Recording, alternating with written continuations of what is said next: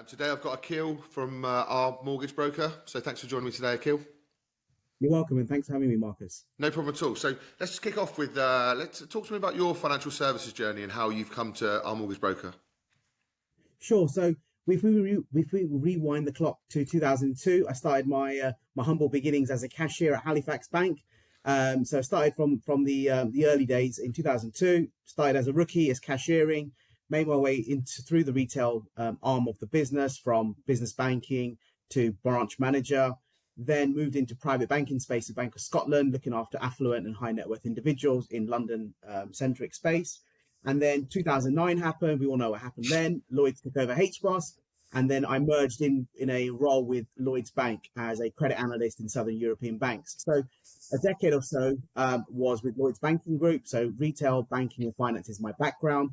Small stints with RBS and Metro Bank as well. And then along that journey, I've always invested in property. So I'm a landlord by heart. I love money. I love banking. I love finance. So 2015 came, I married it all together, and I started my own. Got qualified first and foremost with the CeMAP industry qualification. And then we started my business as a one-man band back in 2018 officially, but prior to that from 2015. Good stuff. Do you think that's it's an interesting grounding? Because a lot of guys I speak to, a lot of successful people have come from that kind of banking background and understanding, and actually quite a few have come from that developer or landlord type background. Do you think that's been advantageous when you're talking to clients and that kind of thing? Do you think both of those fit?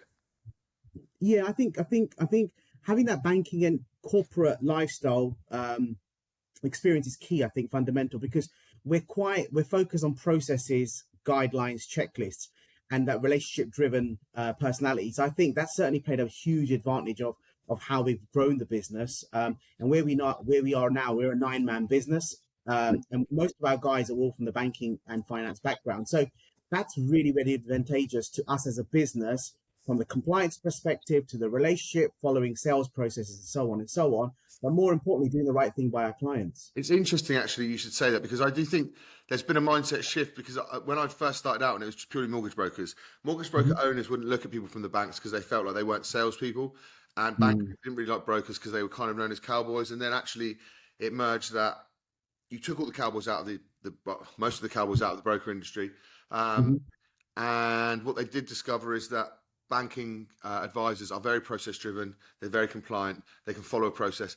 And actually the relationship management stuff is much more important than that old school, kind of second-hand car dealer type broker that we try to avoid. So I think the mindset changed in the whole market.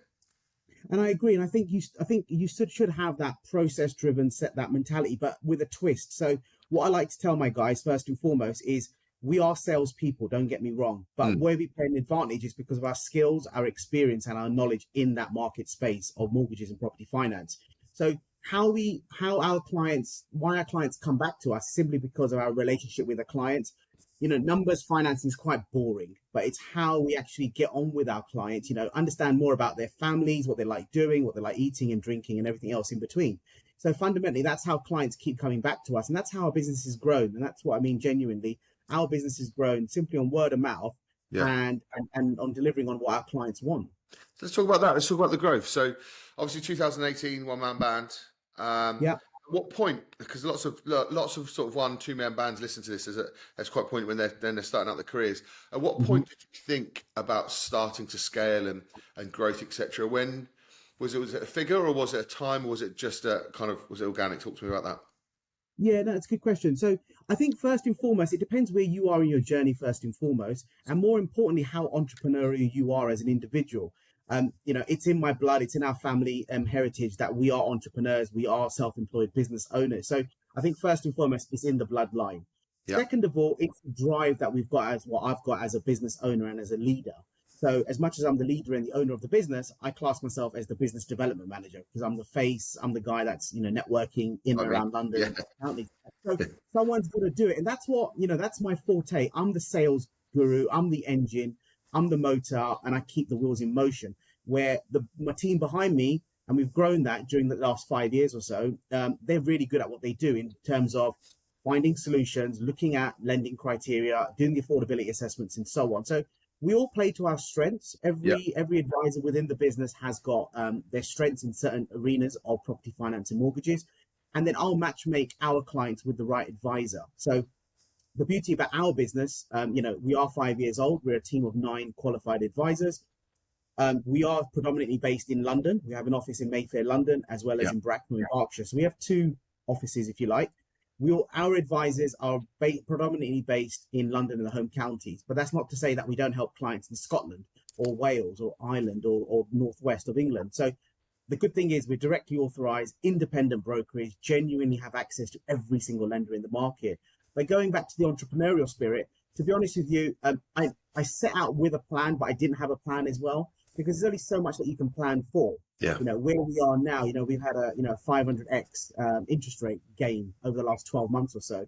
There's only so much you can plan for. But what we try to do as business owners is work first and foremost with our colleagues, make sure that they're part of our business. As much as I'm the leader, I'm the owner, I'm the guy that writes the checks. But I like to encourage and motivate my team to be, this is as much as my business, your business as well, because, we are where we are because of us all. I think that's really important as well, actually, just in regards to having a team that are kind of commercially aware. I think it's important as much as you're the driver with it, because it's the same in our business and very similar. You can be the driver, and that's fantastic. But at the same time, everyone has to run their kind of business within a business, don't they? I think that's when you see the success, is that everyone takes their part of the business seriously.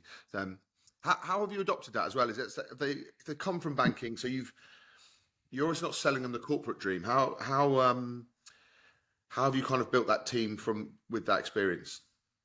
I think the way I've done it, and the reason why I've been so successful in doing so, is just being open and transparent with the team, and telling them along the journey that this is my plan. Now, don't get me wrong, we have a plan. I always work 24 months in advance. So, the team are certainly part of my business plan, and I encourage, feedback, things that we can improve, because there's always ways that we can improve stuff to make more of a streamlined process. So, encouraging the team to be part of any decisions that we make, get feedback from them, understanding the pitfalls in the journey and what they're enjoying doing, what they're not so much enjoying doing. Because what I want to do is I want them to be motivated. The business of mortgages is quite laborious at times. There's a lot of toing and throwing with lawyers, banks, conveyancers, and all that sort of stuff. So there's lots of toing and throwing, but it's first and foremost, you've got to enjoy what you do, right? If you're not enjoying what you're doing, you're not going to wake up feeling motivated. So my job, as well as their job, is to feel motivated, have an agenda set out for the day and week ahead. That's very important. And, we have our weekly meetings on a Monday at 9:30, understanding the pitfalls, good and bad and ugly, what happened last week, and then what we're doing as individuals and teams going forward in the week ahead. So it's that two-way conversation, keeping the communication lines open and talking to one another, hourly, daily, weekly, and so on, because, if we don't converse, we'll never know, how we can, streamline our process and make things happen. And I think that them being involved in that as well. So do you think, kind of put words into your mouth, but everyone kind of buying into the vision that you've set out, I think that's kind of predominantly, potentially the most important thing, I think, if you're trying to scale a business. I agree. And I think it's so important that everyone, as you rightly said, buys into my vision.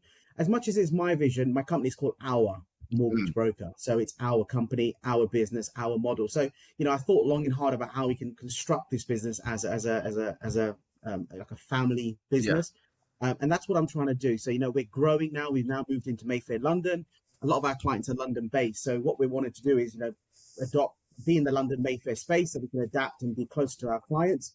Has that made a difference of interest, having that Mayfair address? Because you've had that high net worth client base anyway. I speak to guys in Glasgow, still have a lot of London clients. Do you know what I mean? I speak to guys in Southwest, but there is something to be said for boots on the ground in the vicinity of where the money is moving. Yeah, and I think if you can be very close to any capital of any country, it'll play an advantage to you. I think it's nice to have a London-based address on your business card, but it's not the be and end all. What I would say there is, but it does open up various doors. Where you are. It does. If I invite you to 2 offices, would you like to come to Bracknell, which is, you might not know where that is, but it's 15 minutes from Windsor Castle, or would you like to come to our Mayfair office in London? Mayfair, right? Because then you can go out for lunch or dinner after. Not to say there's no restaurants in Bracknell, there is, but it's location. It's accessible. you can get from the Midlands to London in an hour or so. It's very accessible, London, from that perspective. Yeah. It's it's glamorous and all that sort of stuff. But we don't want to just have an office in London just for the glamour aspect. We want to be there because we're good at what we do. We've got the knowledge, we've got the reach, we've got lenders that we work with that can then support those clients, in high value transactions, whether they're fund managers, CEOs, and the alike. Yeah. So we want to be a little closer to them. So as you said, if you've got boots on the ground, that just helps get closer to those clients. So it's an easier door open. Got you. So in your business at the moment, I know you said you class yourself as a business development manager, like me. I'm the same, business owner, business development manager. However, I also appreciate that I'm potentially the future bottleneck for the business. I mean, do you look at that when you're growing it as to how you kind of scale you out, or is that not even, it's not on your radar yet, or how do you, are your guys hunting as well? What do you mean hunting? Sorry, are they going out and picking up business and doing their networking and that sort of business? So they're not just relying on you. Is it a scalable model where it can work without you eventually?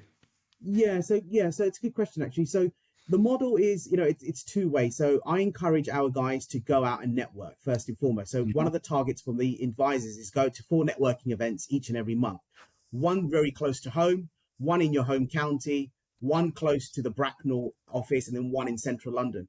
That way you're going to 4 networking events just simply to educate yourself first and foremost, because you've got guest speakers giving information and knowledge out there. 2, and then the other thing is you're then meeting other demographics in different parts of the country or counties. And they're actually targeted on that, though. They're targeted in there. That's just something you expect out of everyone to go, that's good. That's a good shout. Yeah, and I recommend it. And so I encourage our guys to go out to 4 networking events each and every month. It's only 1 per week, so it's not very onerous. So I think that's a really, really good thing to do. And, your network is your net worth and all that sort of stuff people talk about. But it's very, very important. The other thing I encourage them to do is social media posting. So we post every day on our socials. I think that's where we met on LinkedIn. Yeah, that's the reason I personally saw your business through your social media presence. And obviously, if I'm seeing it, your clients are seeing it. It's important to I think it's fundamental that if you're not on socials and you're not around and about networking events, you're easily forgotten because I don't know what the stat is, but I think there's about 20 or 30,000 mortgage brokers in the country. That's a lot of mortgage brokers, but there's a lot of business to go around as well. So, it's who you can like, know, and trust. And how often are you seeing that person, he or she, at networking events, or how often am I seeing that person's name flash up on socials or flash up in a conversation? And that's what we encourage as business owners is, you want to be talked about in a positive way, and you want to be seen in the right places because, no offense, if you want to do £1 million mortgage, it's unlikely to get it in a McDonald's. Even though I love a cheeseburger, don't get me wrong. But you're probably going to find it more so in a steakhouse, in Mayfield. I mean, we call it the omnipresence. Like you don't be in people's faces all the time. You want to be a touch point. You've got to have touch points. I think I looked at a stat the other day, and people don't even recognize you until 7 touch points, let alone trust you to sell to you. I think that's 15 to 30. It's this huge amount that goes in. So online and offline, obviously super important. If you had to pick one, what would it be? If your guys could only have a offline network, online social media, what would be your route? Oh no, face to face, networking face to face. Seeing the whites in the eyes. This is great. This remote it's a touch point, isn't it? But I'd rather, it sounds really weird now, but I'd rather hug you and give you a handshake rather than doing all this. Let's do it. Come on, there we go. You know what I mean, right? Yeah, absolutely. I'm the same. I'd much rather be out on the hitting the street than these. Like you said, these are great, and these are great to have value to. I can't go and see 800 brokers, but 800 brokers, this is going out to them in an email. So there's the benefit. You can add value to a much broader range. But you're right, actually, the trust and that science comes from going and shaking hands, doesn't it? It's just and especially the business that we're in as well, Marcus. Right? It's so important to have that relationship. Unless you've been recommended, and this is the go-to brokerage, that's fine. But if you're going to do business with me the first time, it's very unlikely you're going to go on Facebook or LinkedIn and say, who's the recommended broker, and then do business, because you're sharing your passport, your financial information, and so on. It's very delicate. Yeah, it's a trust, and also it's the most important transaction in your life. I think people kind of take it for granted that just a mortgage broker. You're literally the most expensive thing anyone's ever going to buy, and they're trusting you with it. I think maybe it's underappreciated by a lot of people in regards to you want to get out and see people, you want to get out and shake hands, and people might want to see the white of your eyes, and there's nothing wrong with that. I mean, you've also got the other side of the business where people don't want to, they like They're like on and they're comfortable. And I think that's a generational thing as well that's happening. But have you noticed that? Noticed any kind of generational trends when it comes to kind of a little bit less of the shaking hands and people want to, send you a mortgage app on a WhatsApp, that kind of thing? Yeah, we get all forms of communication, and we welcome that. Some clients want to communicate email, telephone, WhatsApp, social media, or we get all sorts of types of communication. But we welcome that because we want to work with our clients and make it a seamless operation as possible. But the other thing is that we want to encourage clients to come to the real world and understand technology is growing. Lenders are doing their utmost to make things a bit more digitally signed and a bit more remote. Utmost is a very positive way to look at it. Well, the good thing is, and the lenders encourage feedback. And one of the massive things is, ask for less documentation. Look up trying to obtain open banking route. Look at digitalizing your face, your ID and address verification. We need to, as in the UK, I think we're quite backwards from that perspective. We haven't moved with times. COVID was a blessing from this perspective. You can do all this Zooming now. But we just need to up the ante a bit more around making the property journey a bit more seamless. Why would you say that is as well? Why are we back, given we're the biggest, financial services kind of institutions in the world in London, then why are we not up to date with tech like you would be if you were in other industries that are so forward thinking? I think there hasn't been a big enough voice to make any changes, and unless we, as as brokers, and this goes out to the whole community of us all in the UK, we need to voice it more and more and encourage good behaviours, adapt more efficient styles of working. And the best way of doing that is looking at how your peers are doing it across the pond in various countries, not just in Europe, but in America as well. Do you think you get heard by the corporates and the like? I had an interesting conversation with someone at one of the larger banks, and she was saying the reason I think we all know what we're talking about when you say their CRM system's awful. She was saying that the reason it never changes is because the person at the top, by the time the change comes in, they're not going to be there. So it's kind of not on my watch. So it's very difficult to get the shift in the corporate world when we're all very SME, move fast, pivot quickly. It's always going to be that butting heads a little bit with the corporates because it's trying to turn a ferry in comparison to turning a speedboat. It's just they're tough. Yeah, it's a shame. Yeah, you know what? I totally agree. I'm ex-banking as well, so I've worked at Halifax and I worked at Bank of Scotland. They're part of the same group, at HBOS in the early noughties. But we had two different systems. They didn't talk to each other. No one thought about. What happens is a lot of the corporates will just create a new system, and it just becomes another system. In their system. And then nobody thinks, how can we amalgamate it? How can we cost save? It's just easy to create a new system. But I think people need to think a bit more long and hard about, how can we amalgamate systems and actually take up new technology. I think creating systems, apps, and softwares should be a lot more easier in today's day and age using AI and all this GBTQIC and all that sort of stuff that's out there. But I'm sure with the techie guys out there, there's easier ways of making good strides, especially in today's day and age. Yeah. So if any bank people are out there, again, it's not just the banks, it's conveyancers, it's us as mortgage brokers. We need a bit more togetherness in our transaction. Interestingly enough, I spoke to an investor last week at an awards do in Cheshire, and they were just touching on financial services, but they've invested in millions of businesses. They've done extremely well. And their comment is so they've never seen such an industry so fragmented across all parts of it, whether that be broking, banking, conveyancing. Like you say, it's such a fragmented industry when actually everyone's working towards the same goal. It seems bizarre that no one's ever gone, let's all do this. This is the system that works. Let's move towards it in that direction. It does seem, from an outside perspective, I thought that was really interesting. Yeah, and I think one of the massive problems is people are frightened of the legalities of the compliance perspective. So we need one set of compliance that, if, for example, the brokerage, which we are FCA authorized, if we can comply and we agree that we've seen Marcus's passport, we've certified his driving license, that should be acceptable for the conveyancer as well as the lender. Simple things. It's either trust, isn't trust, isn't it? Along the way, if it's good for me, why is it not good for them? But that is just a tick box that no one's ever looked at and gone, that will save a lot of time. Yeah, and I think the more that we talk about it and encourage it, hopefully in our lifetime it will change, and for the better of good, right? And what we want to do is it helps everyone speed up the property journey, whether you're refinancing or moving home. Nobody likes onerous paperwork. Nobody likes onerous phone calls and meeting and face-to-face and Zooms. We just want to get it done. Obviously it has to be compliant, but as long as we all butt heads and work together, I'm sure we can make it happen. Yeah, and we've got a task for you to do. 2023 task, Bia. Yeah, we've got. I mean, with biometrics and everything at the moment, it seems strange that you need a wet signature on something for something to go through. Do you know? It's just like they're not trusting the tech that's built. Yes. Yeah, it does seem bizarre that we haven't kind of adopted it, but nonetheless, Ran over. I speak to brokers every day, so I understand those pain points of the fact that they're building tech and the corporates kind of aren't keeping up. So it is.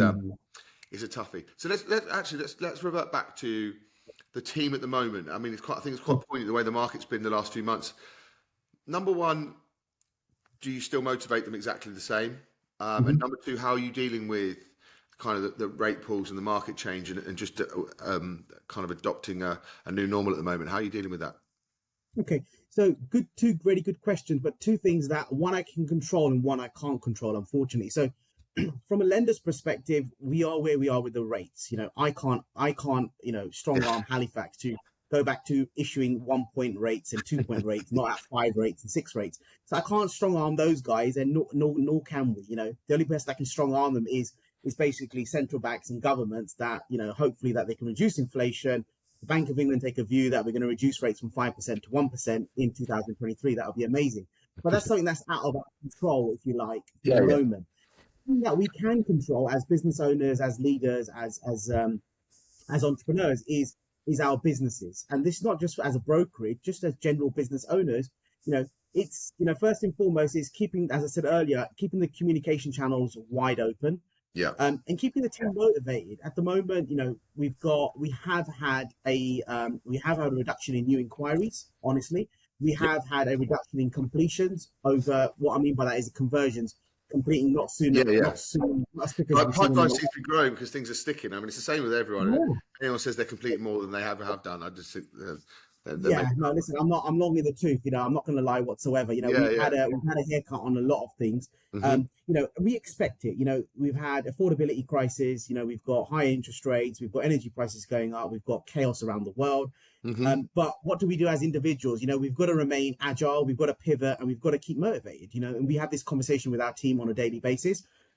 First and foremost is keeping up to date with the market.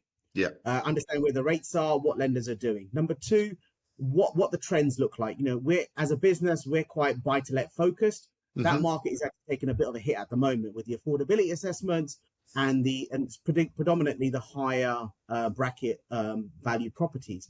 But that's not to say that the other parts of the business is not doing as bad as that is. We're owner-occupied business mortgages, owner-occupied residential mortgages. That's flying at the moment. A lot of clients are coming off remortgage rates. And they're obviously feeling a bit of a pinch. But we are hard conversations. Some of those aren't there at the moment. I've heard some real shockers from it is shocking. It is shocking because everyone's got used to those 1% and 2% rates for the last 10 years. And for those guys that have took advantage of that, well done. Amazing. And I'm in that boat as well.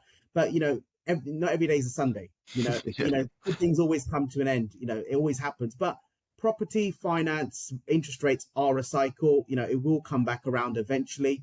We can all say in 12 months, 24, 48 months, but that's out of our hands. But as individuals, as business owners, motivation's key.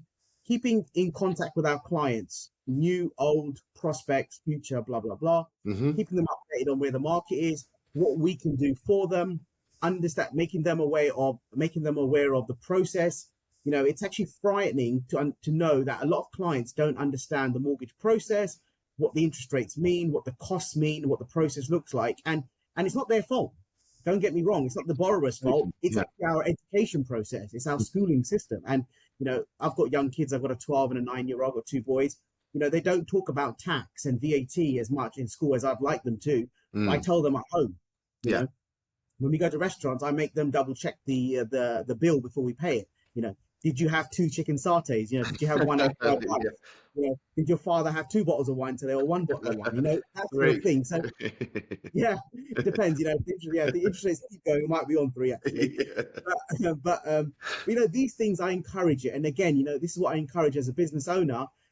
Is my team to do, you know, first of all, don't worry about, you know, do worry about your income. Listen, we're human, we've all got bills to pay. Yeah. But the key here is that relationship. You know, work with the borrower, work with the client, work with your potential prospects. Talk about, you know, where they're lacking in advice, what they want from us, where they want to be, and then how we can help them along the journey. And the beauty is, even with experienced property developers and your buy-to-let lands and stuff, do you think there's still a level of education that needs to happen at the moment? As in, it's not bouncing back straight away. You're not. I know it's more expensive. It's not yeah, us. You know, do you think you still kind of? And that sound. I don't mean to sound petulant with them, but you know, you'd rather soft educate in regards to, because it will sound more expensive because it is more expensive, but you've got it is. process. And the problem is, a lot of people take advice from their mate Jack, John, Peter, down the pub, you know, down the pub, and they get this advice that it's a temporary blip. You know, by the time September, the kids go back to school, interest rates will be back at 1. You know, no offense. You know, you're chuckling. I'm going to chuckle now as well. You know, that is phenomenally, it's crazy. Yeah. They're not close to the markets. They're not understanding the effects that's happening in America, Russia, Ukraine, energy price in the UK, and many other things that we can talk about forever. Yeah. This is not a short-term blip. You know, interest rates are not coming down to where they were. This is the new normal, isn't it? This is the you know, I mean, it's going to be slightly higher, slightly lower, wherever we are, but this is the new normal. We're not. People have to understand that if they wait, yeah, waiting forever. You know, it's my view is we're just getting back to reality where we were, where England has always been. You know, 4-5% base rate is where we've always been. I bought my first property. It's been the average, isn't it, over the last like 25, 30 years or something? It's along 6% was about right. And then I agree. We've been living in that wonderful 0.5% era that, you know, people seem to forget. It's just that's what the price of money was. So, yeah, I agree. And I think everyone gets used to low interest rates, surplus income, you know, and they're going on jollies and all that sort of stuff. But well done. But as business owners, you've got to remain, you know, on the fence and on the edge, and you know, have a bit of reserve money because things like this can happen. Yeah. And the conversations we're having with our buy-to-let landlords is you might need to sell a couple of your properties to reduce your loan to value across your portfolio, or even you might want to sell a few of the properties that are not you know, not passive anymore than they were over the last 10 years. And that's part of the journey as business owners. Yeah. Landlords that you have to go through, because not every property is going to be profitable for the next 20, 30, 40 years. But that's important to use the broker, right? Because you're not just giving information on the loan to value of a house, you're actually giving information on a portfolio that they're using as a salary. So it's really relevant, like more relevant now than ever to make sure you're with someone who knows what they're talking about, as opposed to when money was cheap, you could go to your bank. You know, it's not in the world because money's cheap actually at the moment.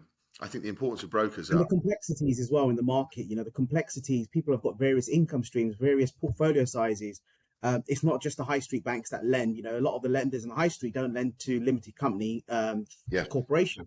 So that's another problem. So, you know, what's the saying? You know, the broker is the gold, you know, the worth in weight or gold. Yeah, worth in weight gold. Yeah, absolutely. That's the one, buddy. So too early. Yeah. So, you know, that sort of stuff. And it's pivotal. We know we save the clients time. You know, we save them energy. You know, we're experienced. We know what the lender wants. We don't oversupply them with documents. You know, it unravels a whole new kettle of can of worms and all that sort of stuff. So, you know, it's interesting. I wouldn't change it for the world. You know, I'm still optimistic about the real estate investment business in the UK. Yeah. We're not going through a blip. We're going through a transition. You know, it's a massive transition. But that's part of the journey as a property investor. We saw it in the 80s. You know, I was born in the 80s, but I wasn't paid for in the 80s. You were watching Thundercats in the 80s. You were not. Yeah. Property portfolios. Teenage Mutant Ninja Turtles. Well, listen, I'm an 83 baby, right? So I'm 39. I feel 79, to be honest with you. But, the last 3 months, that is, yeah. So listen, it's interesting times, but listen, as you know, as business owners, if we're not motivated, how can we motivate the business, the team, our clients, and so on and so on? But so actually, just on that, Akhil, about motivating the team and staying positive, I think it's really important that some business leaders need to listen to that, because there is very much this pity party that cuts through the vein of mortgage brokers where, oh, he's got the hump, so I'll have the hump, and then we'll all talk about it. And then actually, it's really demotivating for people that aren't business owners and aren't maybe early in their journey and that kind of thing. And I don't think people appreciate. I wrote about it this morning because I think it's so poignant that I don't think people appreciate how much your opinion is echoed amongst your peers and your colleagues and your team, because people seem to think, oh, I'll get this off my chest and that feels good, which is, I think you do need that in certain aspects, but speak to a therapist, don't speak to your team. I don't think that all the stress needs to be put on everyone. I think there's a certain amount we should shoulder as business owners. I don't know where you sit with that kind of concept. I think motivating the team is very, very difficult. Don't get me wrong; it's not easy, especially in the current climate. Motivating is not easy, but it's keeping them engaged and then leading them along the journey. As a leader, I want to be able to open doors for them, give them other opportunities, and think, can we do this? Can we develop on our relationships here? Can we be in this space? And that's one of the reasons why we've now moved into Mayfair London, because we want to be coming a bit more closer to the hedge funds, the IFAs, the larger network that we want to go to, just simply because that's where our business is going. That's where we want to get involved in. And it's the same amount of paperwork that goes involved in a 50,000 mortgage and a £3 million mortgage. Yeah. Now, don't get me wrong, we do 50,000 mortgages, but we also do £3 million plus mortgages as well. So, we don't turn our nose up at anything, and nor does the team. The team just want to do the right thing by, being compliant first and foremost, and also taking that client through a journey that they enjoy and want to do business again and again with us. And then recommend us. That is the answer to the profit side of things. Is that actually, I know you mentioned it earlier on that you can't concentrate on that at the moment. You can't concentrate on profit. You have to concentrate on your people. You have to concentrate on your customers, making sure they're comfortable. The relationship building. I know at some point we have to look at profit. We can't all work for free, but I agree. It is a byproduct, isn't it, of actually doing a good job and doing a service. I think you try to install that in your.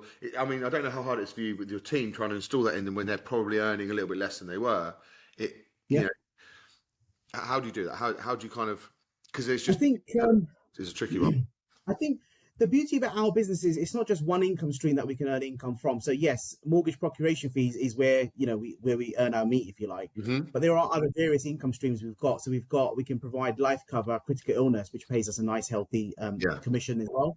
Arranging buildings and contents, other professional referrals, so wills and trust, other IFAs, accountants, tax advisors. So there's always an add-on or commissions and referral checks that we can earn as business owners. But it's actually doing the right. It's not about the commissions on the return. It's actually more importantly is connecting making our sure they're clients, covered and making sure they got and the byproduct of that is getting a check in return for it. But first, the more importantly is actually the client getting the right advice and getting the right knowledge along their journey, because the debt doesn't end on your death. Somebody's got to pay CGT, someone's got to pay the IHT bill. Somebody's got to, put food on the plate for the family, the loved ones that are left behind. So, it's not just the mortgage, even though as entrepreneurs and landlords, everyone's after the mortgage and that's it, and the next property, but it's actually then recommending them and referring them to our power team. And we have power team around us. I'm a big believer of having a good power team. So we recommend our clients to a couple of IFAs, a couple of tax advisors, a couple of will and trust guys, just simply because the client can compare apples and apples from that perspective. And how did you pick your power team? How did that come over? Is that organic as well, or has that been strategic? That's more strategic, to be honest with you, because if we're putting our clients in touch with another business, there's only so much control we've got on that. And for us, it's got to be the reputable firms, people that we like, know and trust, people that we get on with, we eat and drink with them, play golf with them, or whatever.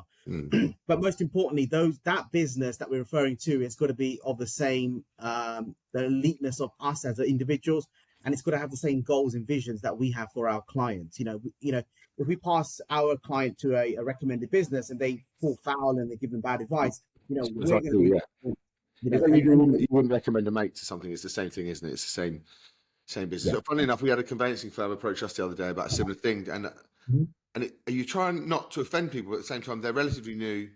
They understand that we know lots of brokers and that kind of thing, but I don't know their standards, and I know our standards. It's really hard to explain that to someone that we don't know. But I suppose that's where your networking thing comes in. That you've shaken hands with these people, you understand their values, you understand where they come from. It can't just be who pays you the most. It has to be someone who has exactly the same company ethos as you do, because it's an extension of you, isn't it? If you offer a referral, it's an extension of your business. You hit the nail on the head there, Marcus. I 100% agree with you, mate. Yeah, good. So, in regard, I've taken up loads of your time. It's gone really quickly, actually. No, I really my appreciate pleasure. your time. But in regards to kind of people starting out, so take you back to 2018. What Yeah. what do these brokers need? Kind of not competency wise or behaviour wise, but and not financial, because we all know you need slightly deeper pockets than if you were employed initially. But what kind of advice would you give to someone who's setting out on that journey, maybe one man banding initially, or maybe looking to grow from a one man band? What kind of advice can you offer? Okay, so if somebody's going from the employed to the self-employed route and they want to create a business for their own, I'd welcome that, and I'd say I wish you all the best. And if anybody wants any advice, pick up the phone to me. I'll happily, give them my information and guidance. But I think the core fundamentals here is where you are in your personal journey. Where you are in your personal journey. Running a business is, it's a full-time job. It's not 9 to 5, Monday to Friday, and you've got the weekends off. I genuinely work probably 18 hours per day, 7 days a week. And that's because it's not because of the pressures of the job or I'm under duress. I genuinely love it. And, I've got a vision. I've got, as I said earlier, I'm 39 years old. I want to accomplish certain things by the time I'm 50 and then beyond. So I've got a vision. Everyone should have a vision. But more importantly is, do you enjoy this business first and foremost? Are you willing to put in the hours? Because, going from an employed to self-employed, meaning you might not get paid on the first of each month. You might get paid every 3 months, for example. Can you take that on board? Have you got enough cash reserves in the bank to tie you over, depending on your outgoings? And I always say is whatever your outgoings is on a monthly basis, times that by 6 months. That's roughly what you need to have in the reserve, just to keep you afloat. And it might be 9 months now because of the climate we're in now. So I always over-egg it, because if you don't over-egg it, you'll face complications later down the line, and 9 months will flow very, very quickly. So first and foremost, are you willing to put in the hours? Have you got enough cash reserves? And then actually looking at, your business dynamics. Where are your focuses lying initially? Are you going to go after buy-to-let? It's probably not the right business to go into right now. If you're going to concentrate on that business, it's probably going to be owner-occupied residential mortgages that are coming up. I think there's about 1 million plus mortgages coming up in the next 6 months. How are you going to target those? How are we going to target those clients and get that remortgage business in? How much time are you going to spend on networking? How much time are you going to spend on social media? How are you going to build an audience? And more importantly, how are you going to build a brand? Because, our mortgage broker are, where we are in the business. I think we're quite decent, we're quite known in the industry at our level. But how do we take it up the next level? I'm fortunate that we've got a team of 9 people in the business. I can concentrate on building the brand and the awareness because I've got a good foundation behind me now. Now it's my responsibility to keep up in the ante. So you still, I think they're fun as well, don't you? I think some people. I mean, we obviously speak to a lot of people who are looking to scale, and one of the first things we say, if you're looking to relieve the pressure, don't bother, because it's a different kettle of fish, isn't it, when it comes to the actual the pressure that you receive at the top end, and also, like you just said, then having to build brands and stuff. You don't always get to be a mortgage broker, so there's something you might be fantastic at. Once you're a business owner, there's a very big chunk of your day that isn't that. Yeah, and from time to time, I do get people contact me to say, listen, how do you, Akhil, I've seen you from humble beginnings as a one-man band. You look like you're doing amazing things. You're growing. And I said, we're fortunate we're doing what we're doing, but it's been a lot of blood, sweat and tears. And listen, we're only 5 years into our journey. But then the other thing I do request people to do is, rather than setting up your own business initially, perhaps go from an employed to a self-employed role within somebody else's brokerage. Of a plug here, we're currently recruiting for mortgage advisors on a self-employed basis to join our business, and that could be a process where somebody joins us for a year or two, understands the processes, and then goes out there on their own journey, and we welcome that. I'm not those. It's interesting actually how many people want to jump and be a business owner for the sake of being a business owner. When it's nothing wrong with earning your stripes. There's nothing wrong with going to work for someone for a bit, learning. We're in it a long time, aren't we? We're in the business. Once we've got the business, we're in it for a long time. There's nothing wrong with earning your stripes, actually going through that process of working for someone, understanding, go and work for a really good business. That's how you get good at business, isn't it? It's hard to exactly that. Scratch with no knowledge. Yes, I agree. And there's always good and bad in business as well. Cherry pick the right firm that you want to work with or work for. because ultimately, we're in the financial regulation business. If you get one bad stripe, that could tarnish your career for life, and then future credit opportunities for yourself personally as well. So I think there's a lot of people don't know what they don't know as well when it comes to there are some really big names out there that if you're not in our shoes, then it looks to be something incredible, when in fact that people really do need to do the due diligence on where you should be going, because there's also some shocking outfits out there that look okay on the outside. Yeah. No names mentioned, but listen, I wish everyone all the best. All I say is, I meet loads of mortgage brokers at industry events and dinner events and that sort of stuff. We all hug each other, give each other a kiss or whatever it is. But I always say, learn from each other. Best habits, best ways of working. There's lots of business out there, so I'm not frightened to, keep all my cards to my chest. I don't know any other industry, so I can only speak on experience, but I love financial services in that sense, that it is relatively collaborative.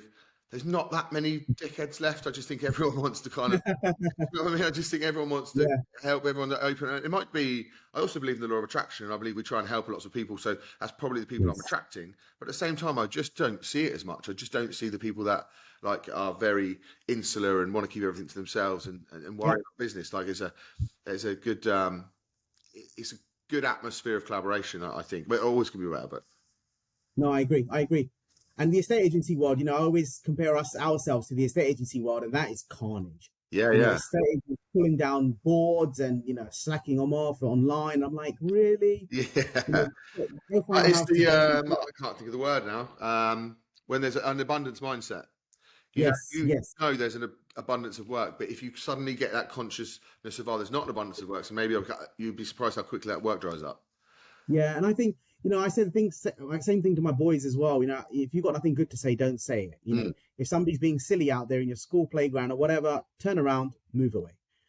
Just think like an adult, think mature. I know we can say things out of turn because the heat of the moment, all that sort of stuff, but that's how it takes time, it takes experience to be of that level. And you've got to be smart.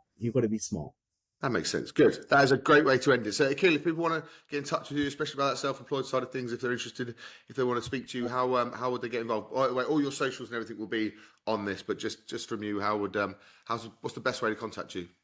No, I appreciate it. Well, first of all, I want to say, Marcus, thank you so much for putting on this video. You do a great video content out there for us as in the financial institution. So well done to you, and hopefully we can do more together and yourselves with other brokerages as well. So I welcome more of those. Thank you. We're all over social media, so at Our Mortgage Broker, all over social media. ourmortgagebroker.co.uk is the website, and then I'm sure Marcus will leave the content below. But all the content will be on every post, so you can get in contact with Akhil. That's really useful. So thank you again, Akhil. I really do appreciate your time, and thanks for everyone listening on Spotify, watching on YouTube. I will see you all soon. Thanks very much. Thank you.